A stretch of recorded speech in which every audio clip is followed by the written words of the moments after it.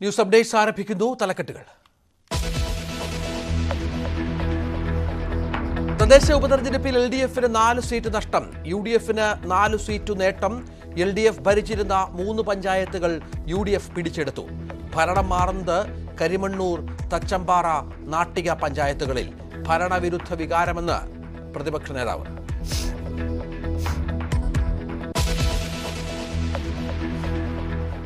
വഞ്ചിയൂരിൽ വഴിതടഞ്ഞ് സമ്മേളനം നടത്തിയതിൽ മുഖ്യപ്രതി ഏരിയ സെക്രട്ടറി.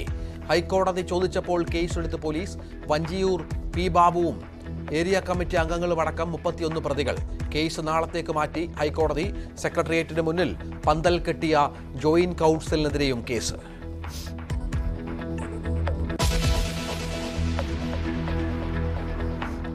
നടിയെ ആക്രമിച്ച കേസിൽ മുൻ DGP R. ശ്രീലേഖയ്ക്കെതിരെ അതിജീവിത കോടതിയിൽ. ദിലീപിനെതിരെ തെളിവില്ലെന്ന ശ്രീലേഖയുടെ പ്രസ്താവന കോടതി അലക്ഷ്യമെന്ന് ഹർജി. കേസിൽ അന്തിമവാദം തുടങ്ങി.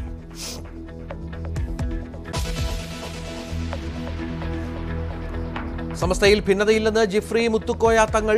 മുനമ്പം വിഷയം ചർച്ചയ്ക്ക് ശേഷം മാത്രം നിലപാട് സ്വീകരിക്കും. സമസ്ത മുശാവറ യോഗം അവസാനിച്ചു.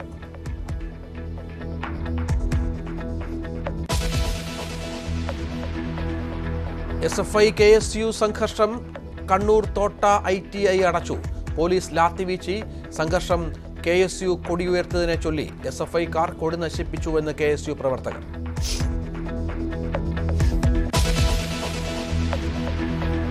ബംഗളൂരുവിലെ IT ജീവനക്കാരന്റെ ആത്മഹത്യയിൽ മുൻ ഭാര്യയ്ക്കും ബന്ധുക്കൾക്കുമെതിരെ കേസ്. വിവാഹമോചനത്തിന് ശേഷം കള്ളക്കേസ് നൽകി 3 കോടി ആവശ്യപ്പെട്ടുവെന്ന് കേസ്.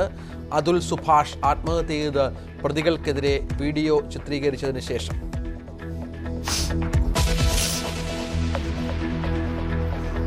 സ്ത്രീകൾക്ക് മാത്രമല്ല പുരുഷന്മാർക്കും അന്തസ്സുണ്ടെന്ന് ഹൈക്കോടതി. കോടതി പരാമർശം നടൻ ബാലചന്ദ്ര മേനോന്റെ മുൻകൂർ ജാമ്യാപേക്ഷയിൽ. കേസ് വന്നത് 17 വർഷത്തിന് ശേഷമെന്നും കോടതി മുൻകൂർ ജാമ്യം അനുവദിച്ചു. വെഞ്ഞാറമൂട്ടിൽ യുവാവിനെ പട്ടാപ്പകൽ വെട്ടി. ആക്രമണം അസഭ്യം പറഞ്ഞത് ചോദ്യം ചെയ്തതിനെ തുടർന്ന്.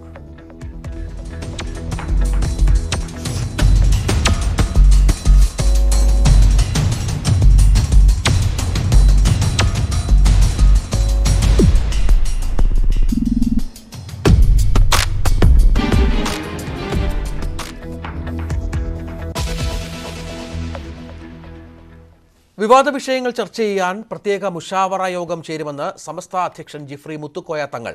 സമസ്തയ്ക്കുള്ളിൽ ഭിന്നതയില്ല, പരാതികൾ ചർച്ച ചെയ്ത് പരിഹരിക്കും. മുനമ്പം വിഷയത്തിൽ രേഖകൾ പരിശോധിച്ച ശേഷം നിലപാട് പ്രഖ്യാപിക്കുമെന്നും ജിഫ്രി തങ്ങൾ പറഞ്ഞു. അനീഷ് കുമാർ ഏറ്റവും പുതിയ വിവരങ്ങൾ പങ്കുവെക്കും. പ്രത്യേക മുശാവറ യോഗം ഇതിനായി ചേരും. മുനമ്പം വിഷയത്തിൽ തൽക്കാലം അദ്ദേഹമൊന്നും പറഞ്ഞില്ല. അദ്ദേഹം പറയുന്നത് രേഖകൾ പരിശോധിക്കട്ടെ, എന്നിട്ട് അഭിപ്രായം പറയാം എന്നുള്ളതാണ്. ഒപ്പം ഭിന്നതയുണ്ട് എന്ന വാദവും തള്ളി. അനീഷ്, വിശദാംശങ്ങൾ കേൾക്കാമോ? അനീഷ്,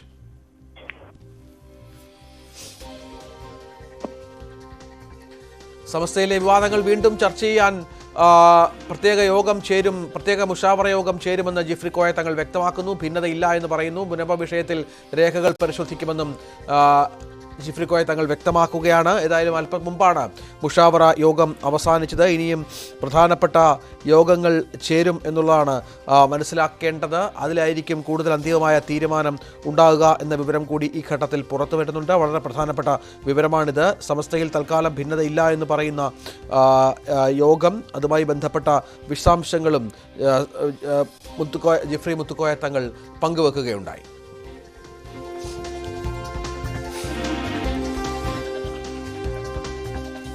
അനീഷ്, വിശദാംശങ്ങൾ. അനീഷ്, കേൾക്കാമോ? മറ്റൊരു വാർത്തയിലേക്ക് പോകണം. അനീഷ്, കേൾക്കാമോ? എന്താണ് സമസ്ത യോഗത്തിൽ നടന്ന ചർച്ചകൾ, തീരുമാനങ്ങൾ? വളരെ വിപുലമായ ചർച്ചകൾ തന്നെയാണ് ഇന്ന് സമസ്തയുടെ മുശാവറ യോഗത്തിൽ നടന്നത്.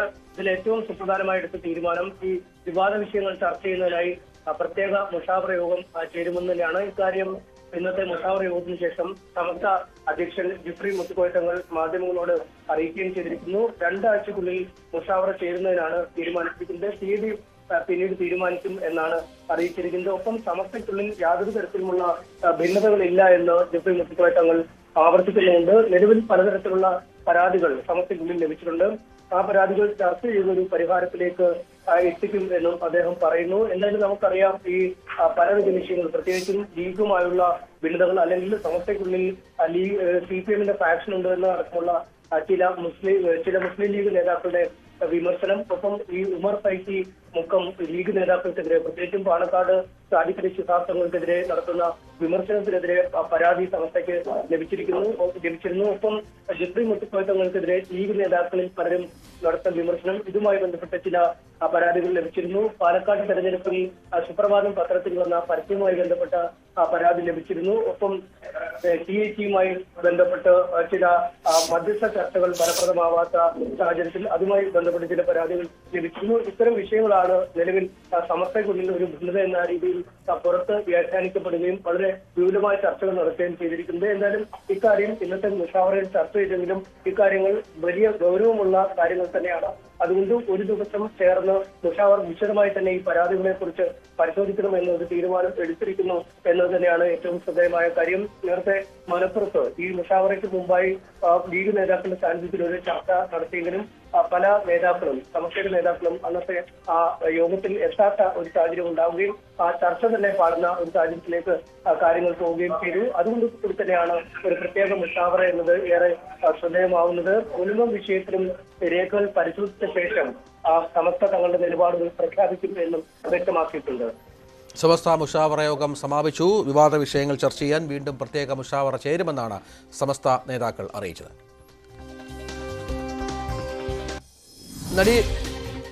നടിയെ ആക്രമിച്ച കേസിൽ അന്തിമവാദം ആരംഭിച്ചു. എറണാകുളം പ്രിൻസിപ്പൽ സെഷൻസ് കോടതിയിലാണ് വിചാരണ നടപടികൾ പുരോഗമിക്കുക. ഒന്നാം പ്രതി പൾസർ സുനി കോടതിയിൽ ഹാജരായി. അതേസമയം മുൻ DGP ശ്രീലേഖ IPS-നെതിരെ അതിജീവിത പരാതിയുമായി രംഗത്ത് വന്നു. 2018 മാർച്ച് 8-നാണ് നടി ആക്രമിച്ച കേസിലെ വിചാരണ നടപടികൾ തുടങ്ങിയത്. 6 വർഷവും 9 മാസവുമാണ് കേസിന്റെ അന്തിമവാദം തുടങ്ങാൻ കാത്തിരിക്കേണ്ടി വന്നത്.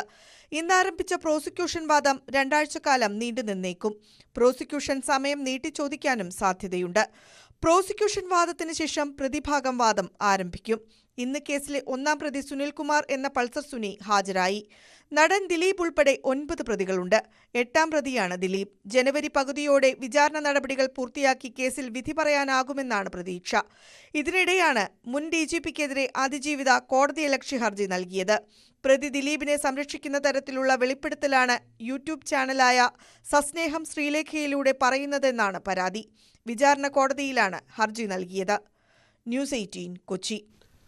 വഞ്ചിയൂരിൽ ഗതാഗതം തടഞ്ഞ് സ്റ്റേജ് കെട്ടിയ സംഭവത്തിൽ CPM പാളയം ഏരിയ സെക്രട്ടറി വഞ്ചിയൂർ ബാബുവിനെ ഒന്നാം പ്രതിയാക്കിയ FIR. ഹൈക്കോടതിയുടെ രൂക്ഷ വിമർശനം ഉണ്ടായതിന് പിന്നാലെ ഇന്നലെ രാത്രിയാണ് വഞ്ചിയൂർ പോലീസ് CPM നേതാക്കളെ പ്രതി ചേർത്തത്. പോലീസ് നടപടികൾ വിശദീകരിക്കാൻ വഞ്ചിയൂർ SHOയോട് ഹാജരാകാനും കോടതി നിർദ്ദേശിച്ചിരുന്നുവെന്നാണ്. എന്നാൽ കേസ് ഇന്ന് പരിഗണിക്കാതെ നാളത്തേക്ക് മാറ്റി. സ്റ്റേഷൻ ഹൗസ് ഓഫീസറെ കോടതി വിളിപ്പിച്ചതോടെയാണ് മറ്റു വഴികളില്ലാതെ നേതാക്കളുടെ പേരിൽ കേസെടുത്തത്. ഏരിയ സെക്രട്ടറിയും ഏരിയ കമ്മിറ്റി അംഗങ്ങളും ഉൾപ്പെടെ 31 പേരാണ് പ്രതികൾ. നേരത്തെ കണ്ടാലറിയാവുന്ന 500ഓളം പേരെ പ്രതിപ്പട്ടികയിൽ ഉൾപ്പെടുത്തിയിരുന്നു. എന്നാൽ പ്രതി ചേർത്തതിൽ പാളയം ഏരിയ കമ്മിറ്റി അംഗങ്ങൾ മുഴുവൻ പേരുമുണ്ട്. പന്തൽ കെട്ടിയവരെയും പ്രതി ചേർത്തിട്ടുണ്ട്. പരിപാടിയിൽ പങ്കെടുത്തവരുടെ വിശദാംശങ്ങളും കോടതി തേടിയിട്ടുണ്ടെങ്കിലും അവരെയെല്ലാം പ്രതി ചേർക്കേണ്ടതില്ല എന്നാണ് വഞ്ചിയൂർ പോലീസിന്റെ തീരുമാനം. CPM സംസ്ഥാന സെക്രട്ടറി MV ഗോവിന്ദനാണ് പൊതുസമ്മേളനം ഉദ്ഘാടനം ചെയ്തത്. ന്യൂസ് 18 തിരുവനന്തപുരം. വഞ്ചിയൂരിന് പിന്നാലെ സെക്രട്ടേറിയറ്റിന് മുന്നിലും ഗതാഗതം തടസ്സപ്പെടുത്തിയുള്ള സമരത്തിന് കേസ്. CPI സർവീസ് സംഘടനയായ ജോയിന്റ് കൗൺസിൽ ഇന്നലെയാണ് സർക്കാരിനെതിരെ 36 മണിക്കൂർ സമരം ആരംഭിച്ചത്. നടപ്പാത കയ്യേറിയതിനും ഗതാഗതം തടസ്സപ്പെടുത്തിയതിനും കണ്ടാൽ അറിയാവുന്ന 100 പേർക്കെതിരെയാണ് കണ്ടോൺമെന്റ് പോലീസ് കേസെടുത്തിരിക്കുന്നത്. ലൈംഗിക അതിക്രമ കേസിൽ നടനും സംവിധായകനുമായ ബാലചന്ദ്ര മേനോന് മുൻകൂർ ജാമ്യം. ആലുവ സ്വദേശിയായ നടിയുടെ പരാതിയിൽ എടുത്ത കേസിലാണ് മുൻകൂർ ജാമ്യം അനുവദിച്ചത്. നവംബർ 21 വരെ നേരത്തെ ഇടക്കാല ജാമ്യം അനുവദിച്ചിരുന്നു. ഇതേ ഹർജിയിലാണ് ഇപ്പോൾ മുൻകൂർ ജാമ്യം നൽകിയത്. ആരോപണം ഉന്നയിക്കുന്നത് 17 വർഷങ്ങൾക്ക് ശേഷമാണെന്നും അന്തസ്സും അഭിമാനവും സ്ത്രീകൾക്ക് മാത്രമല്ല പുരുഷന്മാർക്കുമുണ്ടെന്നും ജസ്റ്റിസ് PV കുഞ്ഞികൃഷ്ണൻ അധ്യക്ഷനായ സിംഗിൾ ബെഞ്ച് പരാമർശിച്ചു. രാജ്യം പത്മശ്രീ നൽകി ആദരിച്ചയാളാണ് ബാലചന്ദ്ര മേനോനെന്നും ഹൈക്കോടതി നിരീക്ഷിച്ചു.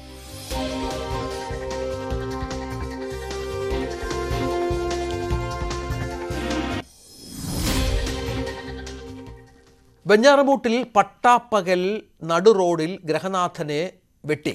വെഞ്ഞാറമൂട് പോലീസ് സ്റ്റേഷന് സമീപം താമസിക്കുന്ന മാണിക്കൽ വീട്ടിൽ രഞ്ജിത്തിനാണ് വെട്ടേറ്റത്.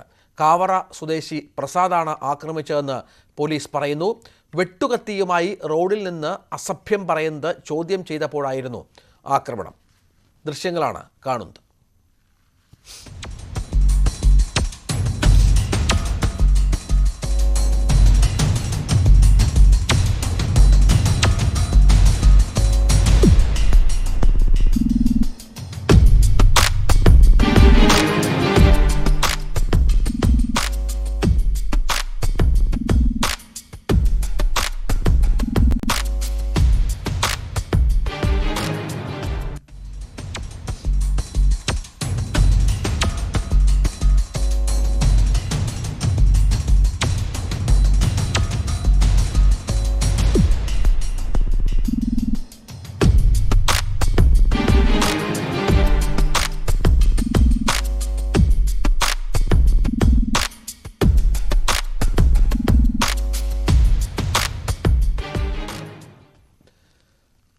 കണ്ണൂർ തോട്ടട ITIയിൽ സംഘർഷം. SFI KSU പ്രവർത്തകർ ഏറ്റുമുട്ടി. സ്ഥലത്തെത്തിയ പോലീസ് പ്രവർത്തകരെ പിരിച്ചുവിടാൻ ശ്രമിച്ചു.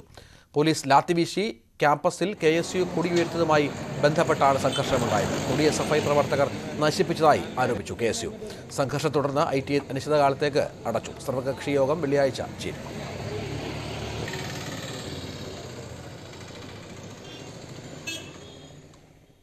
ബംഗളൂരുവിൽ IT ജീവനക്കാരൻ ആത്മഹത്യ ചെയ്ത സംഭവത്തിൽ ഭാര്യ ഉൾപ്പെടെ 4 പേർക്കെതിരെ കേസ്.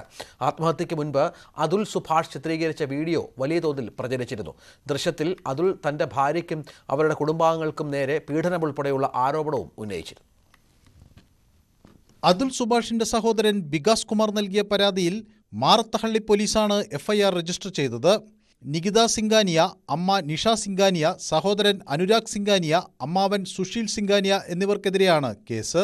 ആത്മഹത്യയ്ക്ക് മുമ്പ് ചിത്രീകരിച്ച വീഡിയോയിൽ അതിൽ തന്റെ ഭാര്യയ്ക്കും കുടുംബാംഗങ്ങൾക്കുമെതിരെ പീഡനമുൾപ്പെടെയുള്ള ആരോപണങ്ങൾ ഉന്നയിച്ചിരുന്നു. വിവാഹമോചനത്തിനു ശേഷം 4 പ്രതികളും അതുലിനെതിരെ കള്ളക്കേസ് ഫയൽ ചെയ്യുകയും കേസ് ഒത്തുതീർപ്പാക്കാനായി 3 കോടി രൂപ ആവശ്യപ്പെട്ടതായും വികാസ് നൽകിയ പരാതിയിൽ ആരോപിക്കുന്നു. ഇതുകൂടാതെ ഇപ്പോൾ 4 വയസ്സുള്ള മകനെ കാണാൻ ഭാര്യ 30 ലക്ഷം രൂപ ആവശ്യപ്പെട്ടതായും പരാതിയുണ്ട്. മാനസികമായും ശാരീരികമായും പീഡിപ്പിക്കപ്പെട്ടതിനെ തുടർന്നാണ് അതുൽ ആത്മഹത്യ ചെയ്തതെന്നും പരാതിയിൽ വ്യക്തമാക്കിയിട്ടുണ്ട്. പരാതിയുടെ അടിസ്ഥാനത്തിൽ കേസെടുത്ത പോലീസ് അന്വേഷണം ആരംഭിച്ചു. ഉത്തർപ്രദേശ് സ്വദേശിയായ അതുൽ ബംഗളൂരുവിലെ മഞ്ജുനാഥ ലേഔട്ടിലാണ് താമസിച്ചിരുന്നത്. ഒരു സ്വകാര്യ സ്ഥാപനത്തിലെ ഡെപ്യൂട്ടി ജനറൽ മാനേജറായിരുന്ന 34-കാരൻ അതുൽ സുഭാഷ് തിങ്കളാഴ്ചയാണ് ആത്മഹത്യ ചെയ്തത്. ഭാര്യയും അവരുടെ കുടുംബാംഗങ്ങളും ജഡ്ജിയും ആത്മഹത്യയ്ക്ക് കാരണം എന്നാരോപിച്ച് 24 പേജുള്ള ആത്മഹത്യാക്കുറിപ്പ് കണ്ടെത്തിയിരുന്നു. ആത്മഹത്യാക്കുറിപ്പിൽ പേരുള്ള ജഡ്ജിക്കെതിരെ ശരിയായ അന്വേഷണം വേണമെന്നും അതുലിന്റെ സഹോദരൻ ആവശ്യപ്പെടുന്നു. News desk, News 18. തദ്ദേശ തെരഞ്ഞെടുപ്പിൽ UDFന്റെ മുന്നേറ്റം. 3 പഞ്ചായത്തുകൾ LDFിൽ നിന്ന് UDF പിടിച്ചു. 31 വാർഡുകളിൽ UDF 17 വിജയിച്ചപ്പോൾ LDF 11 BJP 3 വാർഡുകളിലും ജയിച്ചു. ഇടുക്കി, കരിമണ്ണൂർ, പാലക്കാട്, തച്ചമ്പാറ, തൃശൂർ, നാട്ടിക എന്നീ പഞ്ചായത്തുകളിലാണ് ഭരണമാറ്റം വരിക. UDFനും LDFനും 5 വീതം സീറ്റുണ്ടായിരുന്ന നാട്ടികയിൽ 9ാം വാർഡ് പിടിച്ചതോടെ UDFന് 6 അംഗങ്ങളായി. ഒപ്പം പഞ്ചായത്ത് ഭരണവും. ഇടുക്കി കരിമണ്ണൂരിലെ 9ാം വാർഡായ പന്നൂർ പിടിച്ചാണ് ഇടതുമുന്നണിയിൽ നിന്ന് UDF ഭരണം പിടിച്ചത്. 177 വോട്ടുകൾക്കാണ് UDFന്റെ വിജയം. ഇതോടെ സ്വതന്ത്രന്റെ പിന്തുണയോടെ LDF ഭരിക്കുന്ന പഞ്ചായത്തിൽ UDFന് ഭരണത്തിന് വഴിതെളിഞ്ഞു. UDFന് 7, LDFന് 6, ഒരു സ്വതന്ത്രൻ എന്നിങ്ങനെയാണ് കക്ഷിനില. ഉപതെരഞ്ഞെടുപ്പ് ഫലം LDF ഭരണത്തിന് നിർണായകമായ പാലക്കാട് തച്ചമ്പാറയിലെ 4ാം വാർഡിലും UDFനാണ് വിജയം. അതേസമയം തോറ്റാൽ ഭരണം നഷ്ടമാവാൻ സാധ്യതയുണ്ടായിരുന്ന പാലക്കാട് ചാലിശ്ശേരി പഞ്ചായത്തിലെ മെയിൻ റോഡ് വാർഡ് UDF നിലനിർത്തി. പത്തനംതിട്ട, കോന്നി ബ്ലോക്ക് പഞ്ചായത്ത് ഭരണത്തിലും മാറ്റമില്ല. ഇളകൊള്ളൂർ ഡിവിഷൻ UDF നിലനിർത്തി. ഉപതെരഞ്ഞെടുപ്പ് നടന്ന കൊല്ലത്തെ 6 വാർഡുകളിൽ 4 LDFനും 2 UDFനുമാണ് വിജയം. പത്തനംതിട്ടയിൽ 5 വാർഡുകളിൽ 3 UDF ജയിച്ചപ്പോൾ 1 വാർഡിൽ LDFും BJPയും വിജയിച്ചു. മലപ്പുറത്ത് 4 3 UDF വിജയിച്ചു. കണ്ണൂരിൽ 2 ജയം LDFനാണ്. LDFിൽ നിന്ന് UDF 9 വാർഡുകളും UDFിൽ നിന്ന് LDF 4 വാർഡുകളും പിടിച്ചെടുത്തു. BJPയുടെ കൈവശമുണ്ടായിരുന്ന കൊല്ലം, കുന്നത്തൂർ, തെറ്റിമുക്ക് വാർഡ് LDF പിടിച്ചപ്പോൾ പത്തനംതിട്ട, എടുമറ്റൂർ, ഇരുമ്പുകുഴി വാർഡ് UDFിൽ നിന്നും BJP പിടിച്ചെടുത്തു. തദ്ദേശ തെരഞ്ഞെടുപ്പ് ഫലം ഭരണവിരുദ്ധ വികാരത്തിന് തെളിവെന്ന് പ്രതിപക്ഷ നേതാവ് VD സതീശൻ പറഞ്ഞു. News desk, News 18. ദുരന്ത നിവാരണ ഭേദഗതി ബില്ലിൽ ചർച്ച പാർലമെന്റിൽ പുരോഗമിക്കുകയാണ്. തരൂർ സംസാരിക്കും. No sooner had the landslides ravaged Wayanad, I wrote to the Honourable Home Minister on the 31st of July, requesting him to recognise this monumental cataclysm as a calamity of severe nature in terms of paragraph 8.1 of the MP Lads guidelines. So we could have all helped at that time. We could have recommended works up to 1 crore, I beg your pardon, from MP Lads funds. But the request was ignored. The Minister of State wrote to me in early November to tell me that the Inter-Ministerial Central Team, IMCT, had visited Wayanad from the 8th to 10th of August, and the central government would take action based on its request. August, sir! They're supposed to take action within 1 month according to the existing Act. To this date, no action has been taken, and no additional funds have been arranged for Wayanad, sir. How can we accept this? Now, this bill, Mr. Chairman, is an excellent case of minimum decentralization, maximum declamation, at which, of course, this government excels. Indeed, even one of the bill's better provisions is undermined by the government's refusal to walk the talk. I refer to the creation of separate urban disaster management authorities in state capitals and cities with municipal corporations, except Delhi and Chandigarh. This has been introduced to foster greater coordination than what is possible under the disaster management authorities in our big urban centres. But even while it takes a step which otherwise I would have applauded, the centre fails to provide for any necessary financial devolution, without which this measure will be toothless, sir. While the government appears to have recognised that district administrations across India should tackle emerging threats on their own terms and in line with local conditions, it has overlooked the dismal fact that in our country the total municipal expenditure accounts for barely 0.79% of GDP. Paise kahan hai? Given that this bill focuses on disaster risk reduction rather than post-disaster management, it's crucial that the government realize that urban local bodies need to be financially empowered, as in other countries, to amass resources to institute, equip and run urban disaster management authorities and discharge their risk reduction obligations to the letter. For risk reduction activities to be conducted at the local level, the creation of infrastructure that bolsters the vitality and vigor of urban local bodies is vital. But this bill is silent on the issue, offering no real resources to revitalize India's urban local bodies. Now, this creation of these bodies could have been a good step towards sustainable urban spaces, but it will be useless without effective devolution of finances and authority, Mr. Minister. This needs to be amended, this half-baked provision. Another damaging aspect of this bill, it seeks to weaken the National Executive Committee and the State Executive Committees, staffed to the level of secretaries to the governments of India and the states, which are supposed to formulate national level and state level disaster management plans. If this bill passes, the NDMA and the SDMAs will instead assume this power. At the same time, these committees will remain the coordinating bodies for relief, rehabilitation and reconstruction during and after natural disasters, saddling them in effect with the responsibility for exercising disaster management plans that they did not formulate. So you've got to execute something that you did not actually come up with. This flies in the complete logic of the original purpose of these committees, which was to foster greater collaboration amongst various ministries, sir, of the union and state governments. Federalism, cooperative federalism. Where is the cooperative federalism here? So the bill's major weakness has throughout been its inability to innovate on institutional mechanisms to deal with disaster risk. Although it achieves coordination for greater risk management, it offers no clarity on how to achieve such coordination in practice amongst a wide range of institutions, split both vertically and horizontally, and including non-government, private and civil society elements. By the way, Mr. Chairman, and the Minister has not noted this, disaster relief, rehabilitation and reconstruction is still not a justiciable right in India. The Indian state has for far too long undertaken relief measures as an obligation, not a duty. It must discharge that duty in fulfillment of its citizens' inviolable rights. This has been an issue for years, but the bill would have been an opportunity to fix it, because we are learning lessons from what hasn't worked in the earlier version. You've instead squandered it, Mr. Minister. You will, of course, carry out relief assistance up to your whims, your political expediencies. You may provide ex gratia compensation. You may provide relief items, compensation for destruction of houses, etc., destruction of boats, fishing equipment, farming equipment, etc. But all of this will vary from place to place, and it must change. Disaster relief must be a fundamental right of all Indian citizens. It's also important, so one important negative factor of this bill that testifies to its lack of imagination, creativity, and reluctance to accept the bleak realities of our environment. On 25th of July, the Honourable Minister of State for Science and Technology and Earth Sciences told this House, sir, that the government has no plans to classify coastal erosion or heat waves as notified disasters under the Disaster Management Act 2005. Now, this, sir, is crazy. We need to expand the list of notified disasters given our own experience since the Act was passed in 2005. To this day, the disasters eligible for assistance under the NDRF remain limited to cyclones, floods, droughts, earthquakes, landslides, and so on. Coastal erosion and heat waves are conspicuously absent. This narrow, outdated definition of disaster stands in contrast to the growing global consensus that recognizes coastal erosion and heat waves as climate-related disasters. The devastating impacts of these calamities on ecosystems, on human health, are no longer matters of debate, sir. My own constituency has lost 65 square kilometers to coastal erosion since I became the MP. I've said in this House and in a letter to the Prime Minister, if we had lost 1 inch to the Chinese, we would have made it a national issue. We have lost 65 kilometers to natural disasters. We don't seem to care. I'm sorry, sir.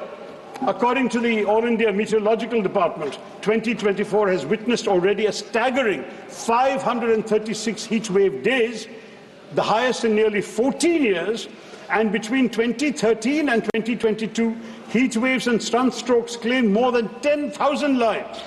And yet, the government obstinately refuses to acknowledge this disaster looming over us. The Disaster Management Act was passed over 19 years ago. It might not have anticipated that climate change would get so bad and that coastal erosion and heat waves would transmogrify into such a formidable challenge in the future. But why not this bill? If this bill has learned any lessons in the last 19 years, they should show them here. Why could it not devise a mechanism to grapple with this burgeoning crisis? Though the Disaster Management Act's definition of a disaster is actually broad enough to encompass climate-induced events, its statutory list remains static and unimaginative. It obstinately ignores the realities that our citizens are enduring, sir.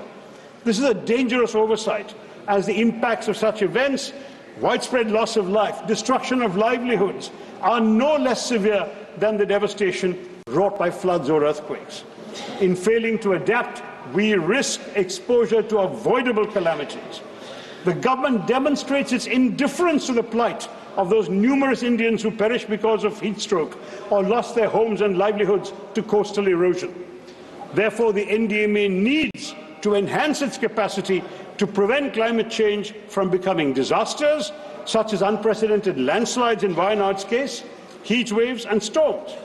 Let's not forget, sir, that amongst the primary contributors to the Wayanad calamity were a host of issues, not just excessive rainfall, as the Home Minister mentioned. These were widespread deforestation, with 62% of Wayanad's forests having disappeared since 1950, ceaseless soil erosion, made more relentless by rainwater seeping into loose topsoil, which reduces soil cohesion and contributes to landslides, and soil piping, the formation of underground tunnels because of subsurface soil erosion. I won't go on, sir, but the fact I want to say very simply is that climate change is worsening the situation, especially with more flash floods and landslips being triggered by merciless, ruthless monsoons. With the warming of the Arabian Sea creating deep cloud systems which result in brief spells of ruthlessly intense rainfall, Kerala will be yet more vulnerable to landslides. We must take stock of these facts, uncomfortable though they may be, and seek to confront them head on, Mr. Chair. Sir. Thank you. Sir, I will wrap up. I just need 2 minutes for one last point, sir. We wanted this bill. We wanted it to be imaginative and innovative. But we have seen none of that. We have not seen financial administrative preparedness. Instead, it is just a testament of the government's insistence to rush it through Parliament. But let me ask the Honourable Minister in all earnestness, what good will bulldozing this bill through Parliament do if it cannot prevent another Wayanad? Where are the provisions for disaster prevention, like landslide mapping, coastal protection measures? It will not do India and Indians any good merely to create a framework that does not actually devolve any powers upon the states, upon local urban bodies, upon self-government units in our country. Thank you, Sir. What is needed, sir? 1 minute. Stricter streamlining of a scattered policy framework that has far too many authorities and bureaucratic muddles, an end to the concentration of powers in the centre's hands, a genuine attempt to learn from our failures at navigating past disasters and keep up with the challenging realities of climate change. A revised bill should allow for expertise, independent of committees, streamline and clarify the role of the body. Next speaker, Sri Trivendra Singh Rawat ji. Please conclude. It should also give MPs a right to be heard. 1 second. I'm just finishing. It should make disaster relief a legal right, revive the parliamentary forum on disaster management to give the MPs' views a chance to be heard. And this bill does not have any of these qualities. Therefore, it must be returned to the drawing board, and I urge the minister to withdraw the bill. Thank you very much, sir, and Jai Hind. Sri Trivendra Singh Rawat ji. Next speaker. ദുരന്ത നിവാരണ ബില്ലുമായി ബന്ധപ്പെട്ട് ഉള്ള ചർച്ചയിൽ സംസാരിക്കാൻ തരൂര് തിരുവനന്തപുരത്തെ കാര്യമടക്കം ചൂണ്ടിക്കാട്ടി തിരുവനന്തപുരത്തിന് മാത്രം ഏതാണ്ട് 61 ഏക്കർ സ്ഥലമാണ് കഴിഞ്ഞ താൻ എം പി ആയതിനു ശേഷം ഈ കടൽ കയറ്റത്തിലും മറ്റും നഷ്ടപ്പെട്ടത്. വയനാട് ദുരന്തവും അദ്ദേഹം ചൂണ്ടിക്കാട്ടി. വയനാടിന് സഹായം ചെയ്യാൻ എന്തിനു മടിക്കുന്നു? ഇത് വളരെ പ്രധാനപ്പെട്ട ചോദ്യവും തരൂർ മുന്നോട്ട് വെച്ചു. ലോക്സഭയിലാണ് തരൂർ സംസാരിച്ചത്. തന്നെ ലക്ഷ്യമിട്ടുള്ള പാർട്ടിയിലെ വിമത നീക്കങ്ങളെ തള്ളി പ്രതിപക്ഷ നേതാവ് വി ഡി സതീശൻ. നേതൃത്വത്തിൽ ഏകോപനമുണ്ടെന്നും എതിർ ശബ്ദങ്ങൾക്ക് പ്രാധാന്യം നൽകേണ്ടതില്ലെന്നുമാണ് സതീശന്റെ മറുപടി. എന്നാൽ സതീശന്റെ ശൈലിമാറ്റം ആവശ്യപ്പെട്ട് പരസ്യ നീക്കങ്ങൾക്ക് ഒരുങ്ങുകയാണ് ഒരു വിഭാഗം യുവനേതാക്കൾ. തന്നെ ലക്ഷ്യമിട്ടുള്ള നീക്കങ്ങളിൽ കരുതലോടെയാണ് വി ഡി സതീശന്റെ പ്രതികരണം. എല്ലാവരെയും ഏകോപിപ്പിക്കാൻ നേതൃത്വത്തിന് കഴിയണമെന്ന രമേശ് ചെന്നിത്തലയുടെ ഒളിയമ്പിന് മറുപടി ഇങ്ങനെ: എന്റെ മിഷൻ എന്നെ ഏൽപ്പിച്ചിരിക്കുന്ന ദൗത്യം വേറെയാണ്. അത് ഭംഗിയായിട്ട് ചിട്ടയായിട്ട് എല്ലാവരെയും കൂട്ടിയോജിപ്പിച്ചുകൊണ്ട് എല്ലാവരും കൂടി ഞങ്ങൾ ഒരുമിച്ചാണ് പോകുന്നത്. എനിക്ക് എല്ലാവരുടെയും പൂർണ്ണമായ സഹകരണം അത്തരം കാര്യങ്ങളിൽ കിട്ടുന്നുണ്ട്. തെരഞ്ഞെടുപ്പ് രംഗത്ത് എല്ലാവരുടെയും സഹായവും സഹകരണവും ഉണ്ടായിരുന്നു. ചാണ്ടി ഉമ്മന്റെ പരസ്യ നീക്കത്തെയും സതീശൻ തള്ളി. കോൺഗ്രസിലെ എതിർ ശബ്ദങ്ങൾക്ക് വലിയ പ്രാധാന്യം നൽകേണ്ടതില്ലെന്ന് ചാണ്ടിക്ക് പരോക്ഷ മറുപടി. ഉത്തരവാദിത്തപ്പെട്ട ആളുകൾ എന്നോട് ചോദിച്ചാൽ ഞാൻ അപ്പോൾ പറയും, ഞങ്ങളുടെ ജനാധിപത്യ പാർട്ടിയാണ്. കോൺഗ്രസിലുള്ള ജനാധിപത്യപരമായ ചർച്ചകൾ നന്നായി നടക്കും. എല്ലാവർക്കും അതിനുള്ള അവസരങ്ങൾ പാർട്ടിയിലുണ്ടാവും. ഹൈക്കമാൻഡിൽ നിന്നുള്ള പിന്തുണയാണ് സതീശന്റെ ആയുധം. ഉപതെരഞ്ഞെടുപ്പുകളിലെ വിജയവും മുന്നണിയിലെ ഏകോപനം ഫലവത്താകുന്നതും തന്റെ നേതൃത്വ വിജയമായി സതീശൻ ഉയർത്തിക്കാട്ടുന്നു. എന്നാൽ വി ഡി സതീശന്റെ ശൈലി മാറ്റമാണ് വിമത നീക്കം നടത്തുന്നവരുടെ ആവശ്യം. ചാണ്ടി ഉമ്മന്റെ നേതൃത്വത്തിൽ രൂപപ്പെട്ട ഈ കൂട്ടായ്മയ്ക്ക് സതീശൻ വിരുദ്ധരായ മുതിർന്ന നേതാക്കളുടെ പിന്തുണയുമുണ്ട്. കേരളത്തിലെ ഇപ്പോഴത്തെ ഒരു ശൈലി ഒന്ന് പരിശോധിച്ചു കഴിഞ്ഞാൽ ഇപ്പോ കുറച്ചു കാലങ്ങളായിട്ട് ഇതിനകത്ത് ചാനൽ ചർച്ചകളിലും സോഷ്യൽ മീഡിയയിൽ ലൈക്കുമുള്ള ആളുകളെ മാത്രമാണ് ഇതിന്റെ നേതൃതലത്തിലേക്ക് പരിഗണിക്കപ്പെടുന്നത് എന്നുള്ളൊരു വലിയൊരു ആശങ്ക ഞങ്ങൾക്കുണ്ട്. തദ്ദേശ നിയമസഭാ തെരഞ്ഞെടുപ്പുകൾക്ക് കളമൊരുങ്ങാനിരിക്കെ തർക്കത്തിൽ ഹൈക്കമാൻഡ് നിർദ്ദേശം വന്നേക്കും. കെ സുധാകരനെ മാറ്റാൻ ലക്ഷ്യമിട്ട് സതീശൻ നടത്തിയ നീക്കങ്ങളാണ് എതിർചേരിയെ പ്രകോപിപ്പിച്ചത്. നിയമസഭാ തെരഞ്ഞെടുപ്പ് വരെ സുധാകരൻ തുടരാൻ പൊതുധാരണയുണ്ടായാൽ തർക്കം വെടിനിർത്തലിലെത്തിയേക്കാം. എന്നാൽ സതീശന്റെ നേതൃത്വത്തിൽ അവഗണിക്കപ്പെടുന്നുവെന്ന തോന്നലുള്ള ഒരു വിഭാഗം യുവ നേതാക്കളുണ്ട്. ഇവർക്ക് പരോക്ഷ പിന്തുണ നൽകിയതിനപ്പുറം പരസ്യ നീക്കത്തിലേക്ക് മുതിർന്ന നേതാക്കൾ എത്താൻ സാധ്യതയുമില്ല. അതായത് കോൺഗ്രസിലെ ഇപ്പോഴത്തെ വിവാദങ്ങൾക്ക് വലിയ ആയുസ്സുണ്ടാകുമോ എന്ന് കണ്ടറിയേണ്ടി വരും. News desk, news 18. ശബരിമല വാർത്തകൾ. ശബരീശ ദർശനം നിങ്ങൾക്കായി സമർപ്പിക്കുന്നത് മിൽമ ഗീ. വ്രതശുദ്ധിയുടെയും നന്മയുടെയും നാളുകൾ പരിശുദ്ധമാക്കാം മിൽമയ്ക്കൊപ്പം. ശബരിമലയിൽ തീർത്ഥാടകരുടെ തിരക്ക് തുടരുന്നു. ഇന്നലെ 70,000-ത്തിലധികം തീർത്ഥാടകർ ദർശനം നടത്തി.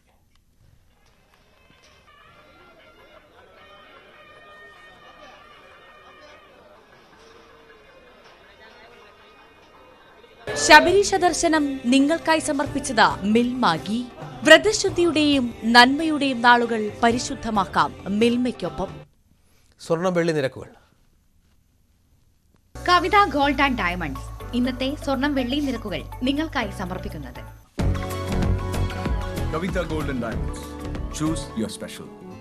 സ്വർണം 22 ക്യാരറ്റ് ഗ്രാമിന് 7,295, പവന് 58,360. സ്വർണം 18 ക്യാരറ്റ് ഗ്രാമിന് 6015, പവന് 48, 120. വെള്ളി 101, കിലോയ്ക്ക് 1,00,000. കവിത ഗോൾഡ് ആൻഡ് ഡയമണ്ട്സ് ഇന്നത്തെ സ്വർണം വെള്ളി നിരക്കുകൾ നിങ്ങൾക്കായി സമർപ്പിക്കുന്നത് Kavita Gold and Diamonds. Choose your special. News updates പൂർണ്ണമാകുന്നു. ഇനി ഞാനുണ്ടിവിടെ ചോദിക്കാൻ.